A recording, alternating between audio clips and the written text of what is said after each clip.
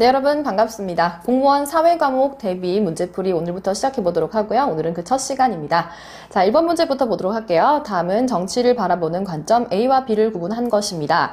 정치 활동은 오로지 국가만이 하는 것으로 보는가? 라는 물음에 A가 그렇다라고 대답을 했기 때문에 A는 뭐가 돼야 돼요? 그렇죠. 국가 현상설이 되어야 되고요. 아니라고 하였으니까 B는 집단 현상설이 되어야 할 겁니다. 자, 그러면 1번 볼게요.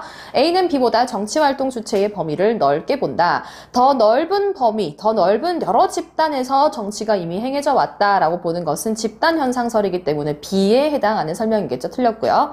이번에 가에는 정치의 다원성을 잘 설명할 수 있는가? 정치의 다원성이라고 하는 것은 정치라는 거를 하는 집단이 다수, 여러 곳이다. 즉 여러 곳에 뿌리를 두고 정치활동이 이루어지고 있다. 이런 걸 의미하는 거기 때문에 이것은 B, 집단 현상설에만 해당하는 내용이겠죠.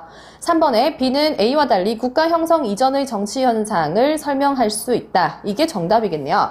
자, B는 집단 현상설입니다. 즉 뭐예요? 국가만 하는 것이 아니고 국가가 생기기 이전에도 다양한 집단 속에서 이미 정치라는 것이 행해져 왔다 하는 거기 때문에 3번 정답이고요. 자, 4번에 나에는 국가와 다른 사회 집단의 근본적 성격을 다르게 보는가가 들어갈 수 있습니까? 자, 국가와 다른 사회 집단의 근본적 성격이 다르다라고 하는 것은 국가는 뭔가 특별해 이런 말이죠. 국가는 뭔가 특별하기 때문에 다른 집단에서는 행해지지 못했던 정치라는 것을 특별하게 국가만 하고 있는 거야. 이런 설명은 바로 A에 해당하는 설명이죠. 그런데 이제 나라고 했으니까 이게 이 질문이 이제 여기에 들어가려면 여기가 O가 돼야 되고 여기가 X가 돼야 맞는 거죠. 그래서 정답은 3번이 되겠습니다. 그 다음 2번입니다. 각국이 A 경제체제에서 B 경제체제로 전환될 경우 나타날 수 있는 변화를 보기에서 한번 골라봅시다.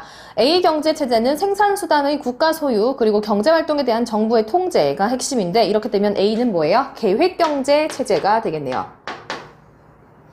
그리고 비경제체제는 사유재산을 보장하고요. 경제 주체들 간의 자율적인 의사결정을 중시한다. 이것은 시장경제체제가 되겠습니다.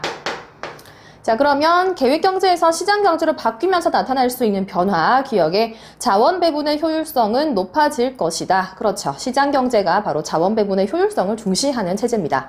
그 다음 니은에 개인 간의 소득 불평등 문제가 사라지는 것이 아니고 사실상 소득 격차는 더욱더 심해지겠죠. 니은 틀렸습니다.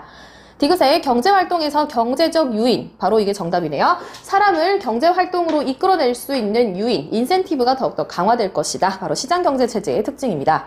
그 다음 리을의 가격 결정 과정에서 시장기구의 역할이 약화되는 것이 아니고 시장기구의 역할은 더욱더 강화되겠죠. 그래서 정답은 기억 디귿 1번에 있습니다.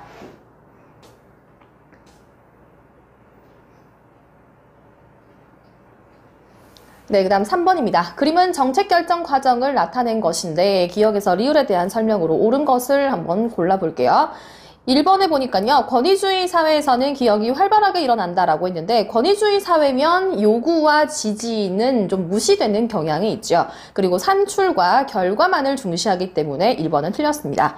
그 다음 2번에 니은은 주로 사법부가 담당하는 영역이다. 전환이라는 단계는 사실상 행정부와 국회가 더 큰 역할을 담당하는 영역이죠.